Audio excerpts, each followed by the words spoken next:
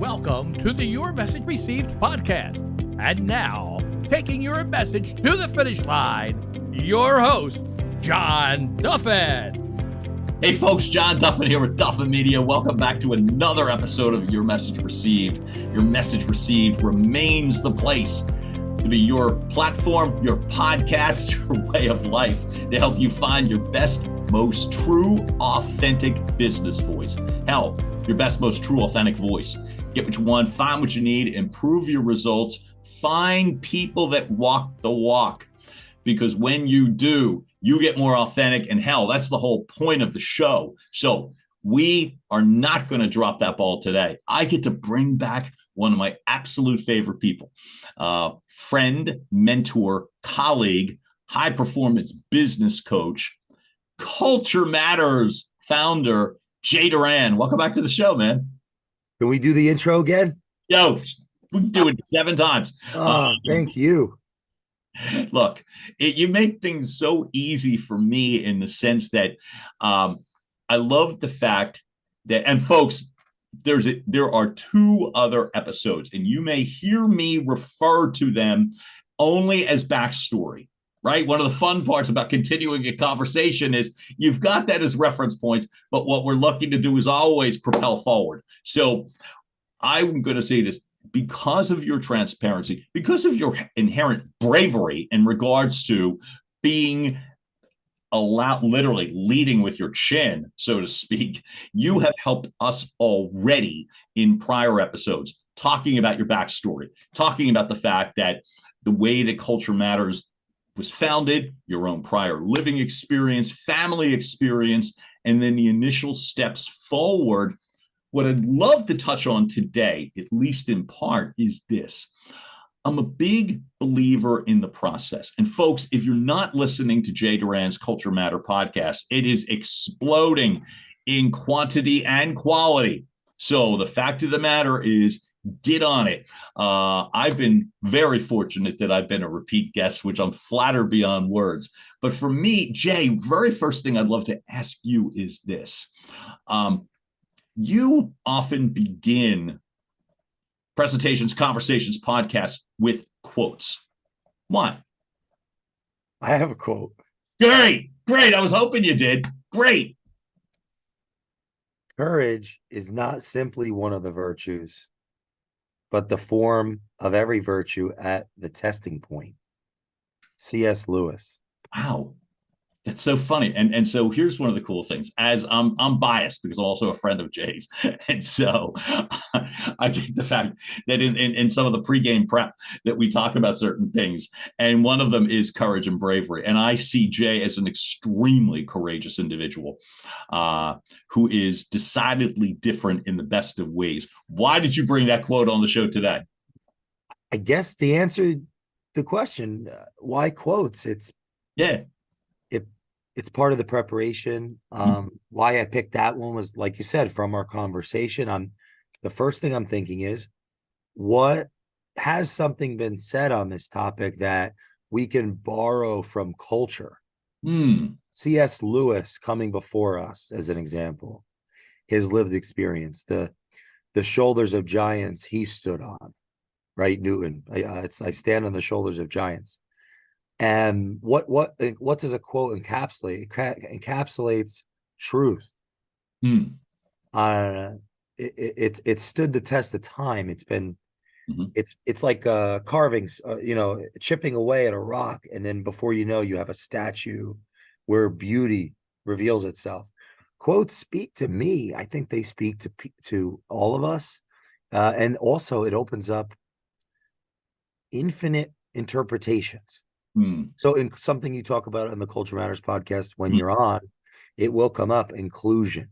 So I want to include the guest if they're coming on the Culture Matters podcast. And one of the ways to do it is to ask them what they think about a quote that I'll pick based on a feeling of where I think the conversation could go and from my preparation. So that's one of the I love quotes. when you said standing the test of time, proven and standing the test of time, that really resonated to me in terms of that. But I'm going to ask you, like I said, in terms, not ask, like the observation to me is that bridge that you allow your guests, I'm guessing the clients and what have you, that you bring on, whether it's on the show or your corporate platform, your coaching business, your consulting corporation. Do you use the quotes when you're with potential clients? Quotes, absolutely. Well, even if I'm not even aware of them, someone said this to some effect. We're quoting people when we don't even know we're quoting people.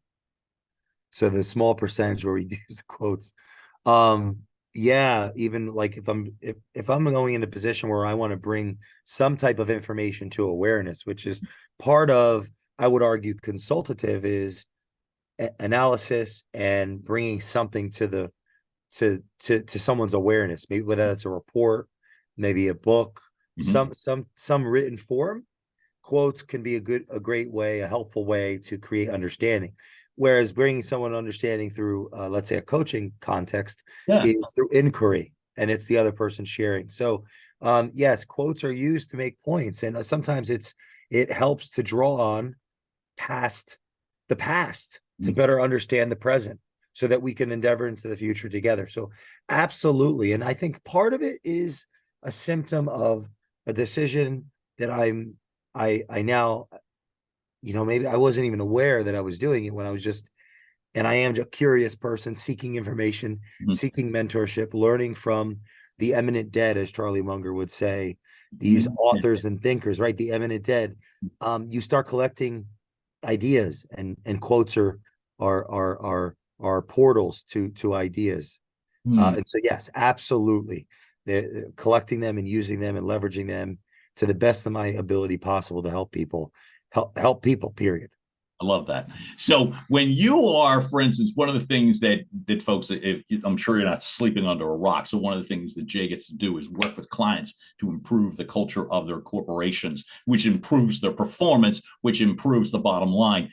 When you walk into a company, one of the things that I wonder is there's got to be I'm going to say either a buy-in or a conversion process. Because one of the things from my own experience, the difficulty can be sometimes people are looking at you looking for all of the answers to whatever their personal and life problems are. And your process, which I realize is very specific, and bridge building and all that sort of thing, are people typically, after they're like, hey, come on in and talk to us, are they typically ready, willing, and able to, in essence, you know what I mean, lay the groundwork? What's it like for you? And they're all different, but have you had examples where people, like I said, like, what's it feel like when you watch them make that sort of conversion in terms of a more consultative process rather than a simply, you need to tell me what to do process? This was a fun question, because even if I ask you for feedback, I can conceive that I'm open to it. I would argue the more true it is, the more painful it'll be. Forgive me for So that. I might change my mind. I may change my mind in the middle of you giving me the feedback. And I may not even be changing my mind. I'm just having a physiological response to an observation, to candor. So when you ask, the level, the openness, I laugh because I better be ready as someone that's dedicating their life to serve. Yeah. Okay. I better be ready for what's coming. Because God, what's the Immanuel Kant? If the truth shall kill them, let them die. Now, that's more of a psychological death in the sense that this is what they came up with. But I like it. Yeah, we could just let that sink for a second. So there's degrees of openness. Yes. So let's say that an organization says we want to work on our culture. I look at, okay, in the process of doing that, I, as a responsible professional, have to maintain my own emotions and evolve through the conflict so that we can get to the outcome. Just like any relationship, there's going to be conversations that are not easy. Mm-hmm. And what can I do to make them open, to increase openness, to keep them rational? And how can I exemplify that? So to answer your question, it's a yes and no, because I want to make this point about psychology is that if I ask you for advice and I really want to have it, I really want the advice. The paradox in that is I believe if I really give it the best of my ability, that truth should break the person I'm talking to. So they might actually slap me in the face, and I better know when to say it and how to say it in a way Okay. How that did you learn? that represents respect and is coming from a place of love. So how did I learn? Always good at that? Were you always good at that? Absolutely. Or was that a learned skill? I think, well, if I'm going to be psychological about it, Mhm. I think I'm learning it because what did Nietzsche said? Nietzsche said a lot of things, but praise is as obtrusive as reproach, meaning praise is like you put your, to praise so quickly, praise so easily, and avoid reproach or contradiction, or outlining you believe someone has a weakness. Praise can be more deceiving, more projecting, more, we're not having the conversation we really need to have. Mm-hmm. We're having the conversation that's most comfortable. Praise is, it's like backwards, where praise is destructive and reproach is constructive, Mm-hmm. but reproach gets all the bad news or the bad feelings, and praise gets all the good feelings. And so Nietzsche's making a point that it's all backwards and that you've got to be more honest and be able to handle that honesty. And so was I always good, or how did I learn, or what have you? I say, absolutely. I think I'm on this journey because of how poorly I've been able to give feedback, and how I tell you, I've learned how to apologize from becoming a professional, and from in the endeavor of becoming a professional. I want to say something though from earlier for the audience. You mentioned something about performance in the bottom line. I'm going to make this argument from learning from your master classes on the Culture Matters podcast. What we do is build cultures. Mm-hmm. How we do it is through a process of dialogue with a company. The outcome is the bottom line, more profit, because culture is profit. Culture dictates profit. Why? Because how people work together increases or decreases profit. Markets, we're bringing products to the marketplace. We're bringing service to the marketplace. We're doing it through labor. When the people like each other, they like what they're doing, they're good at what they're doing, the profit grows exponentially and there's less volatility. How we get there is nuanced and complex and takes help from outside parties. So that's something I want to say is culture, in my belief, is the profit. Okay. It's how a company reinvests in their people.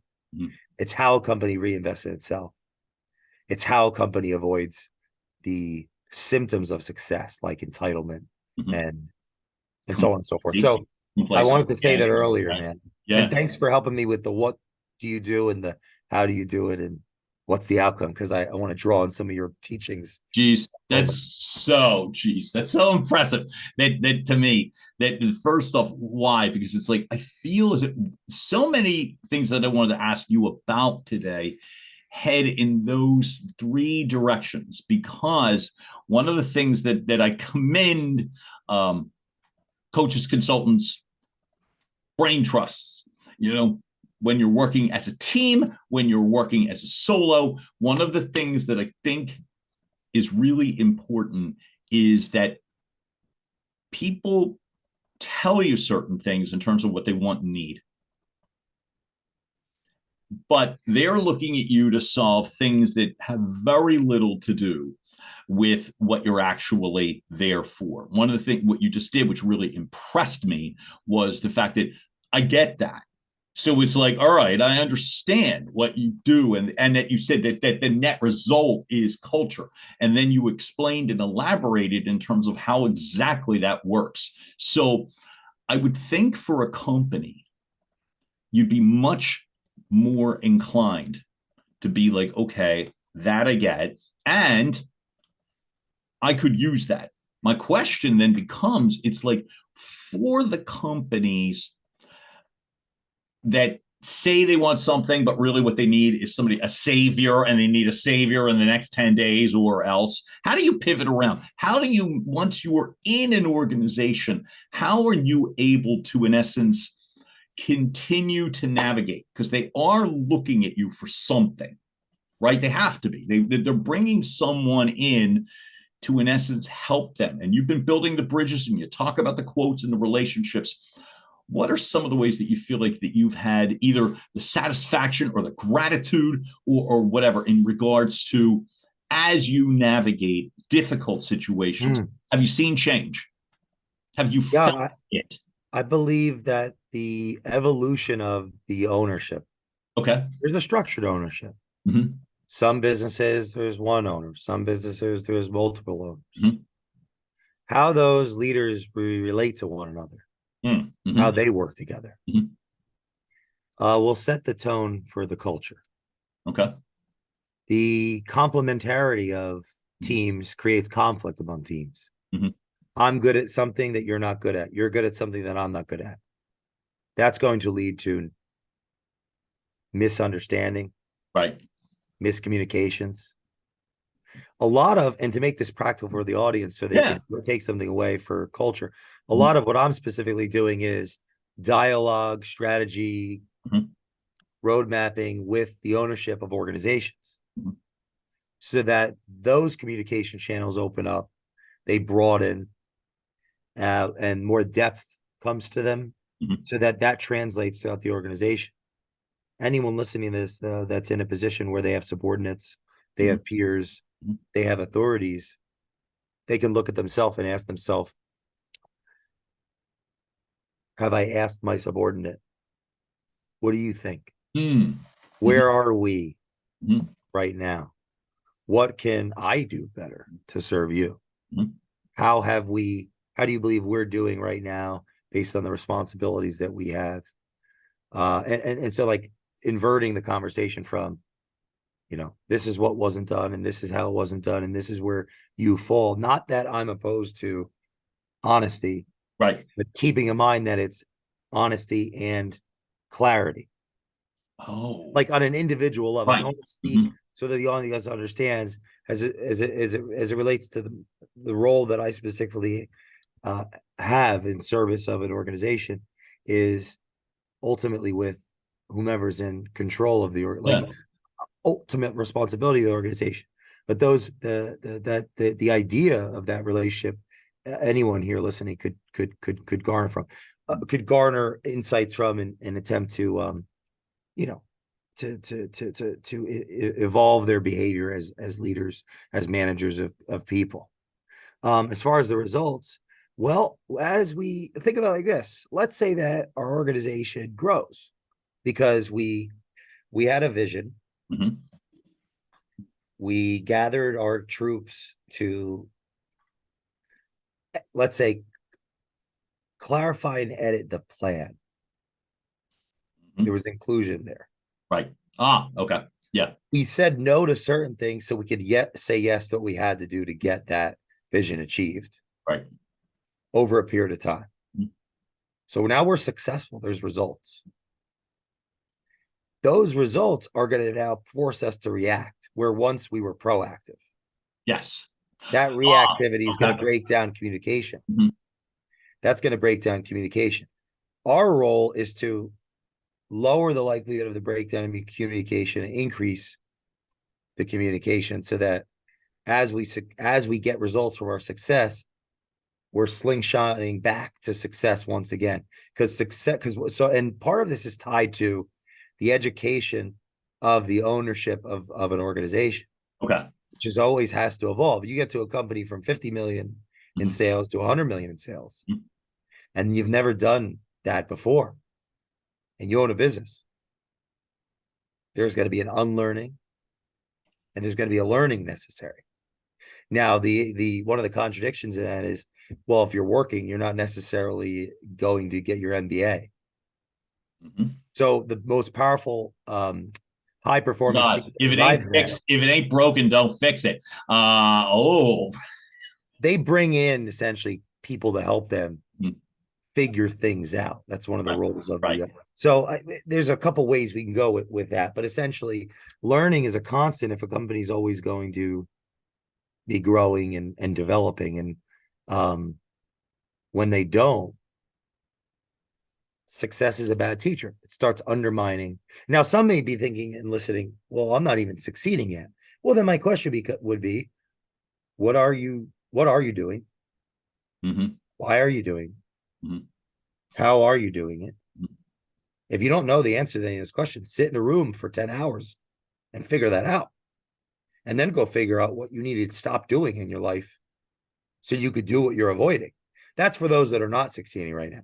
Let's stay there for a minute. I like this because we can like elevate. Like I'm thinking like those 3 steps. Yeah, remember, I want to be applicable to the audience that is Yeah. coming from a stand. I specifically my theories in our actual as a firm is built around the understanding of the founder and CEO. Mhm. So, and I want to make this as applicable to But the I everyday love this. person as possible that don't have access to that type of Yeah. advisory. So this is why I'm loving it. So I see 3 levels there to break through, so to speak. Like the one that's in the initial startup phase, CEO, and it's like, okay, they sit in a room for 10 hours. Here's the thing. Yeah, I'm the CEO because I'm unemployable. I'm unemployed. I had an LLC. No one could tell me nothing. I got a phone. Mm-hmm. Yeah, so you're I'm covered. just being honest. That's I'm the CEO. Culture matters. You said one of my I just 2 made it favorite up. expressions. I got a phone.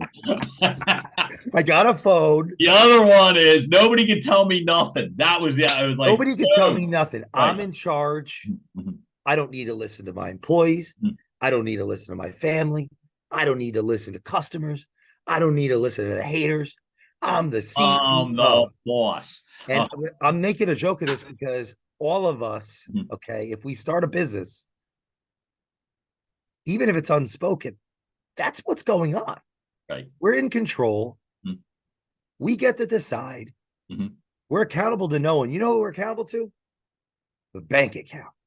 The bank account, the marketplace company, whoever your landlord is, your phone. Oh, I got a phone. We got to pay them. Here's what I was going to say. Sorry, I'm just like no, but I love this. So here's what I was.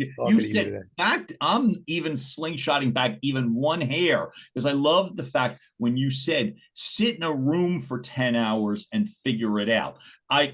Do you believe?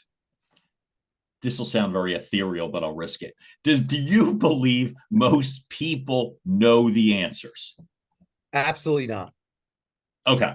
So if you're sitting in a room for 10 hours and most people don't know the answer, why would you have them sit in a room for 10 hours other than to freak them out? Like what? Buy my book for 30 days. Well, I am a proud of that book. My eyes, I'm fishing. It's here. It's here. I'm being satirical, that's the for $10.99 you can. So no, but I got you. Let me. So this was it. If someone's listening to this, right? I didn't have the answer. So what did I do? What'd you do? That's it. That's where I'm headed. Thank you. I sought mentorship. Mm-hmm. I read books. Mm-hmm. I couldn't read very well, so I listened to books. Mm-hmm. I what's the saying? Just do it. Yeah. I tried. Mm-hmm. So if I'm going to a room, and I mean that with great seriousness, everything that I've never known, that I was interested in, I wanted to learn and apply myself, and audio, mm-hmm. mentors, mm-hmm. YouTube, yep. College, high school, GED, yep. Tutor. Mm-hmm. If I don't know, I'm going to go seek it. Mm-hmm. And that's helped me survive. Okay. I've had to survive mm-hmm. in my life. Yeah. This has been a survival. Mm-hmm. And the ego has led me to want to thrive. Mm-hmm. And I get to be like, oh yeah, bootstrapped. Now I made it. I'm still that little boy trying to survive. Mm, So, and part of how I've survived in this world is to learn. great. So now, using that as the bridge, that level of success, right? And deep down, as you said, deep down in my heart, I'm still that little boy that needs to survive, right? So we were talking, like, I see these 3 levels, right? So now, speaking to the crowd of the audience that's hit that level of success, right? Like that major tier. I'm using numbers I'm playing with in my head, the 0, and then it's like quite a leap, but I'm going to say 0 to 50 million. I mean, that was a bit extreme when I was saying that earlier. Yeah. Remember when you said, like, the part about, well, there are 50 million and they want to go to 100 million. Well, what the hell do you do? But that's why I want to, like, walk only those 3 steps of the ladders for the essence of respect and time. So you've got this crowd now at this level of success. And what kind of a fight might not be the word I want, but I'll risk the sense of, like, not confrontation, but the sense of everyone wants to talk a good game of, in terms of, hey, I'm successful and I can now do what I want and all those sorts of things. And you just said it, and the key is to learn. How are you able to navigate in a platform, say a company brings you in, where there's this level of either entitlement, as you used the word before, I'll use arrogance, and certainly complacency in terms of needing to go forward. And maybe the CEO is like, no, we need to move forward. That's why I'm here. But the rest of the company is like, oh, I think we're doing great. How are you able to navigate, in terms of the company, culture matters? How are you able to navigate in a business? What are some things that you have found, like tactics or, strategies or mindset things that you've utilized where it's like, no, we need to move forward? You're going to want, and more importantly, you're going to want to move forward. I think the unknown breeds fear. Mm-hmm. Yeah. The unknown is going to come from success, because we went beyond what we've ever done. Right. The unknown is going to lead to fear. The fear is going to lead to reactivity. Mm-hmm. The reactivity ends up breeding top-down force, which stifles employee engagement. It undermines employee personal responsibility. That's for those that are succeeding. Yeah. A lot of business owners, they actually go beyond what they ever thought they could if they're that talented. Right. I mean, I've had the blessing of my life to attract talented, unique people to be able to serve that opportunity. That's what I'm asking. And the question becomes, well, what do we know? What do we know we don't know? Because then what we know and what we know we don't know will help us increase our self-awareness to start thinking farther out and breaking down, reverse engineering in the strategy sense, how we might get somewhere so that we can communicate that to our people to reinvigorate an organization when it may have stagnated from its success. It may be breathing its own exhaust in a sense. Yep. It may be the best talent in the company. They've learned as much as they feel like they have from the company. They've gone beyond their own career planning in the company. They have enough money where now they're thinking. Right. They're not just in fight or flight anymore. And now this once great company is losing its best people left and right to competitors. It's Goliath where it was once David. Yes. And now David is the Davids of the competition are taking. I mean, David's getting a little bit more built and a little more muscle. Our entire model and, the purpose of Culture Matters is to uncover genius. Our model is to work with talent and build value, build shareholder value over the long term. And that means you're attracting David and building David into Goliath and not forgetting where one came from. That's constant reinvention. It's constant learning. It's constant planning. It's here's something very practical. It's like, Yeah. do we have team meetings? Mm-hmm. Why do we have them? Mm-hmm. What's the agenda? Mm-hmm. How do we have them? Do the people that haven't said anything in the last 3 meetings, do they get asked anything? Mm-hmm. Are they included? Mm-hmm. Who's talking? Who isn't?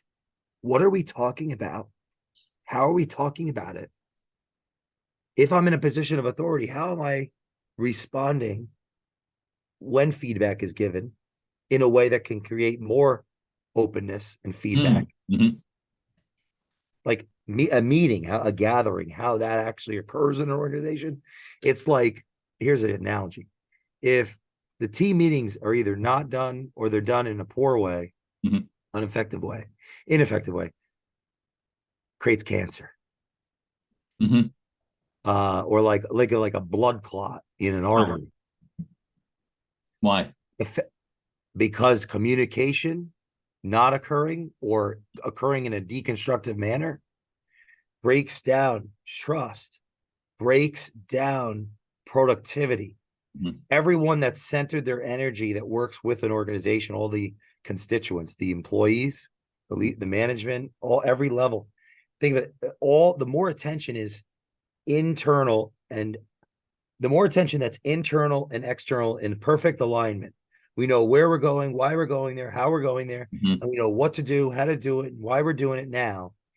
The more energy is focused in that way, exponential growth occurs. That's when you're getting 20%, 30%, 40%, 50% growth per annum in a way, and sustainable. When that's not in constant, and how do we gather is part of what breaks that down, then all those people start looking only external. They start competing with one another, Mm-hmm. and not cooperating with one another. Mm-hmm. And they start getting their butts beat competitively Mm-hmm. by the competition. Mm-hmm. The culture breaks down inside, just like a country, just like a family, just like it's analogous. Right. So I take the approach that this starts with how the ownership structure is set up, and Mm-hmm. how those leaders relate to people, and so on and so forth. But anyone that's listening to this can look at their own self, like what are my plans? What are my desires? Why do I care about those things? How do I getting there? Oh, I don't have a plan. Can I put a plan together? All right, what am I actually doing in my day? What should I give up? What can I do more of? And this is a constant. Think of it like a symphony. Man, the music plays no matter what. It's just, it could be really bad notes without counsel. I like orchestra. I like classical music. Mm-hmm. I like that. So we play some damn good music every day, and it's because of the people and how. So like, there's more I'd like to say, but this is where I'd like to be quiet. Yeah. So I love this. So here's what's running through my mind, and I'm thinking as you're speaking, and that's beautiful, because not the cancer part, that's not beautiful, but I'm going to say, but the feeling of accuracy, that was beautiful. So here's what I'm thinking in regards to, you brought up team meetings. Do you have team meetings? But so I can relate in this regard. Team meetings from just about most of my 25 years were speeches. Each department gave a little speech. If there was no departments, one person gave their big speech, and contribution would come from, do you have any questions? Or why aren't we getting this number? Yeah, that's really, really What's bad. the problem here? Or I'll just make up the name. Jay, you're only at 50% of your goal. What's going on? And I remember the ugliness. So I remember some of these solutions, and why what you're saying is so refreshing. That some of the solutions to that would be the following: make the meetings more fun. Bring in snacks. Bring in donuts. Yeah, any unhealthy marriage that tries that in their marriage, they'll be divorced. Well, here's the analogy. I love that, because here's the analogy. To me, it's like, okay, so how do we fix this bad marriage? I know, have another kid. You know what? buy a second house, you know what I mean? But don't address this was most of the 25 years.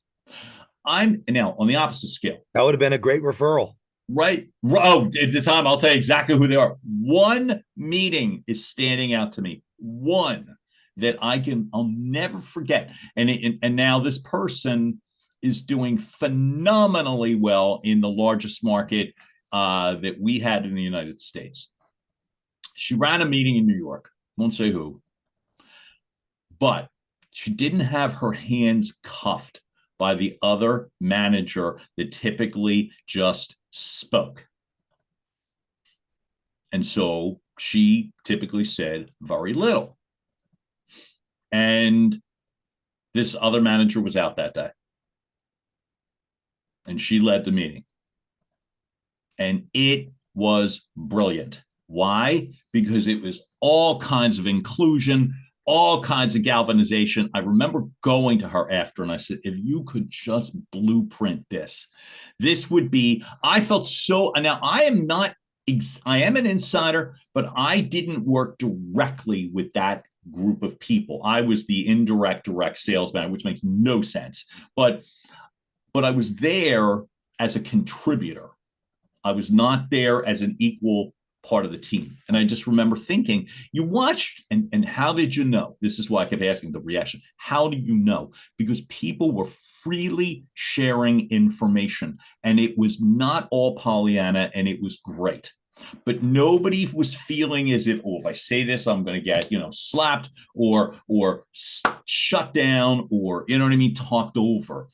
And so why I so respect where you're coming from is I remember this is one meeting. If you'd said, think of all the meetings where that happened, I still, spoken for at least a minute now, have not come up with a second of actual meetings of the thousands that I have been a part of. And I led a lot of them. And I'm told I led really good sales meetings, but the truth of the matter is I didn't. And I didn't because they weren't as collaborative and cooperative enough. So I find this critical in organizations that have plateaued. That's, to me, like a real sweet spot as it regards to who could really use the help. My question to you is, those organizations that have plateaued, some degree of success, and you describe the Goliath and David and what have you, what's it like when they understand that culture matters? It's got to feel pretty incredible because a lot of people, they're typically not a singular boss. It's a series of people, and you got all this conflict, and why bother? And we're doing great. What's it like when you crack it? Culture is something that you know when it's right and you know when it's off. Mm-hmm. It's almost ineffable. It's about people. Mm-hmm. So I would say, peak for myself, the work that I get to do every day is meaningful because of the care I have about the subject, what I choose not to do with my time and to do, and who I get to do it with are people that care about the subject, are driven towards aims, desires, want to be better people. And that makes, when culture is, when you know it's there, it's like if you have all the money and power in the world and you choose not to abuse it, there's a reason behind that. There's a reason, there's something meaningful behind it. It means you're not doing things you could do and get away with. And that's what it's like to actually have purpose bigger than the fruit. Because a lot of the fruit of being extremely successful, and that does come down to profit. It comes down to market share in a capitalistic business sense. EBITDA, profitability. The earnings of the organization growing astronomically because the culture is there. And to be able to consistently evolve that and grow through what's out of control. because there's always things out of control, market factors and technological advancements and so on. It's meaningful, it's fun, and the hard times are better. The hard times actually are the inspiring times because you're ready for them. Mm-hmm. So in the hard times is when things happen out of our control, we have to react to. It creates meaning when we're prepared. Mm-hmm. The easy times, it's like we better be responsible because the entitlement can lead to the worst of us overtaking us. Mm-hmm. So culture, it's like culture matters in crisis. And so I get to do this every day with people that, and we work deeply for years and years and years and years and years with people because, I mean, when you're constantly evolving and growing and building, I get a lot of satisfaction from the study. I get a lot of satisfaction from the work. Mm-hmm. And I think that's a part of culture. Satisfaction from the work, satisfaction from the process. So it's awesome. The last thing I'd ever want is to talk on culture and write on culture and speak Mm-hmm. and dialogue around culture and not have that myself. And being aware that of the, constant contradictions of life. I don't, want to think for a second that I'm above that. So it's awesome to have culture, relationships, long lasting relationships, working with people that you enjoy working with. And part of that is being able to enjoy the hard parts of those relationships, the conversations that have to be had that are scary, the apologies that have to be made that are scary. It's like a lot of impulse control, not doing just anything you want when you want to do it, and it constant, So yeah, it's awesome, and it gets more rewarding. It just keeps getting more rewarding. So I'm excited, for example, about all the crises happening right now, the opportunity right now, because I think anxiety becomes excitement with a plan and with action. Say that again. Anxiety becomes excitement with a plan and with action. Wow.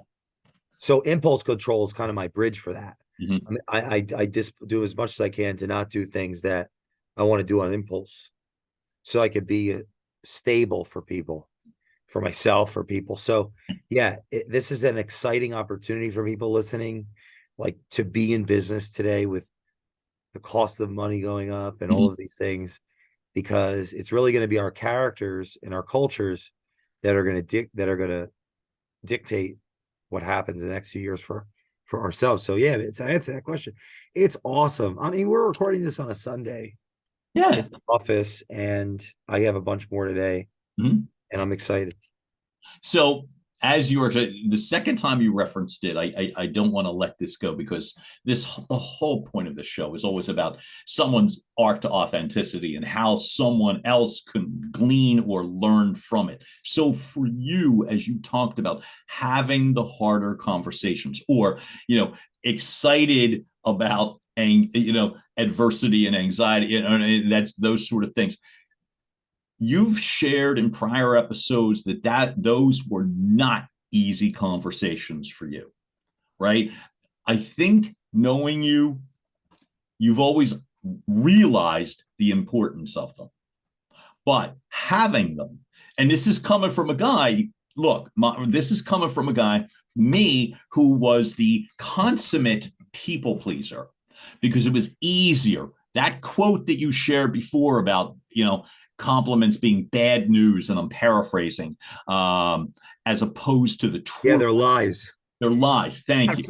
That's even better. I was going to say. Yeah, so for me, I had a great deal of difficulty having those conversations out of fear, lack of guts, wanting to just slink through whatever. And I'm not going to beat myself up. But the fact of the matter is, how have you been able to train yourself or push through? Because they ain't easy. How do you have those conversations now? What do you think? Was there some sort of a moment or a series of moments when you realized that it's like, not just that they're important, not just I can do it, but that you actually are doing it. My whole life is a meditation.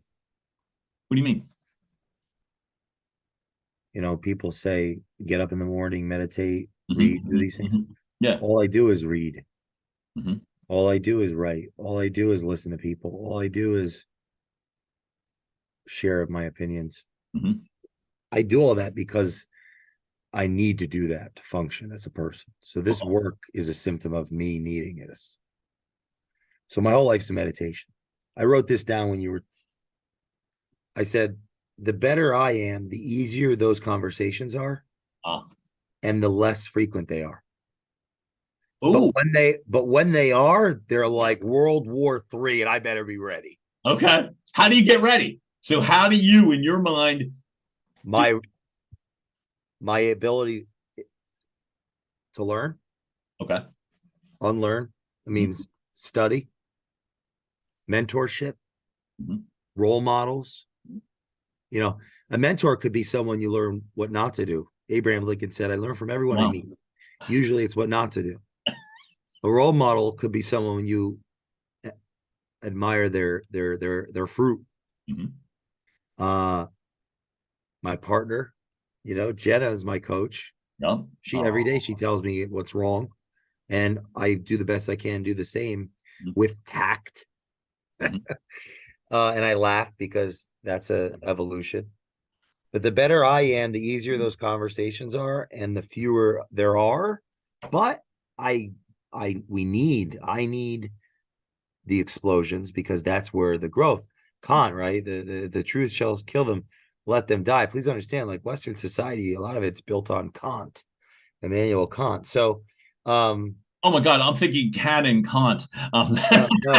you know, there's so many people Right. out No, there. no, no, you're the deep one. No. Immanuel Kant, Thank you. philosopher, never left I knew Königsberg, that. walked around every day, like he literally had the same walk. Mm-hmm. And he wrote a couple books that have changed the world. I haven't even finished Oh, I all knew of that. them. They're very difficult.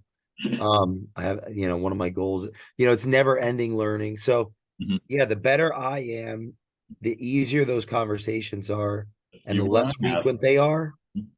But I better be ready for when they happen where I can't bear it. Mm-hmm. I'm not strong enough. I can always apologize. Mm-hmm. And by the way, that better I am thing is like impulse control, Mm-hmm. sleep, Mm-hmm. exercise, relationships with people close to me, reading, writing, listening, like the podcast, it's Mm-hmm. all meditation. It's an improvement. So it gets easier. Advisors. There's a difference between paid advisors and mentors, unpaid, role Right. models, unpaid. Mm-hmm. We could all have all of that. Are we Yeah. constantly seeking that? Mm-hmm.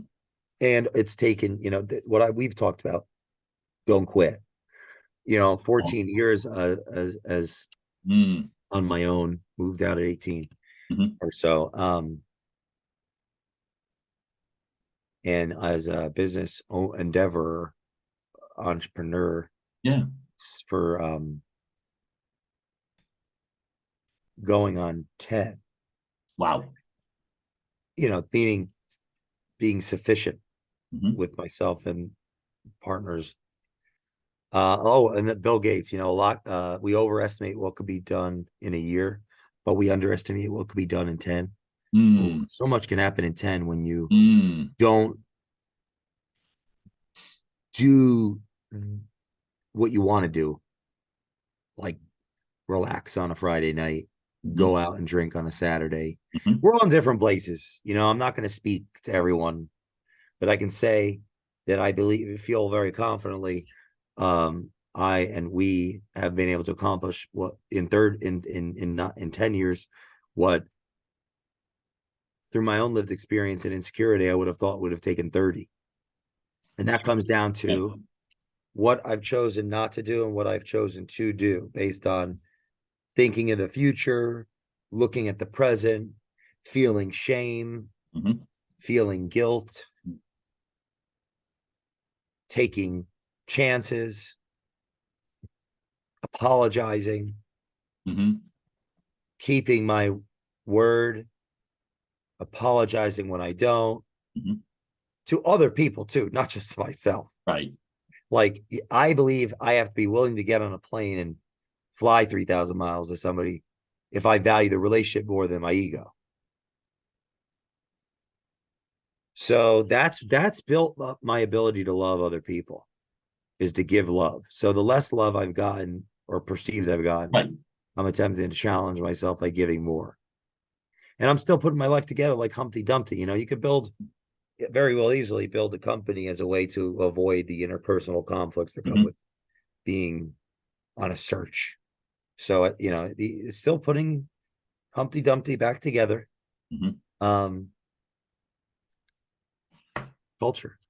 See, oh, that's the most important thing to me, which is you laid out, as you said, we're doing this. We happen to be recording this on a Sunday, and it's you're laying out for somebody like things they can do so that you don't have to do all of them, but you need to do at least some of them. That sense, that line, your life is a meditation, to me, it is so profound, especially when you made it so practical.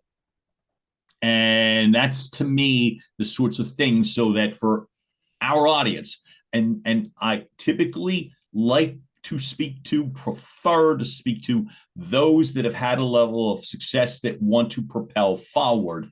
And it's dissipating some of their fear and some practical things. That's the thing. But for anyone at any singular level, new, floundering, we're all somewhere, right? To me, Jay, what you just did is just make the steps very practical.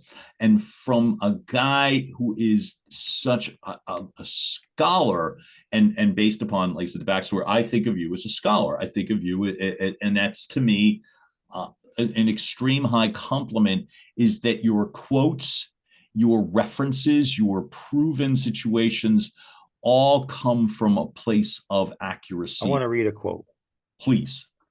because yeah, here it is. It is not the critic who counts, not the man who points out how the strong man stumbles or where the doer of deeds could have done them better. The credit belongs to the man or woman or they, whatever, Yeah. who is actually in the arena, whose face is marred by dust and sweat and blood, who strives valiantly, who errs, who comes short again and again, because there is no effort without error and shortcoming.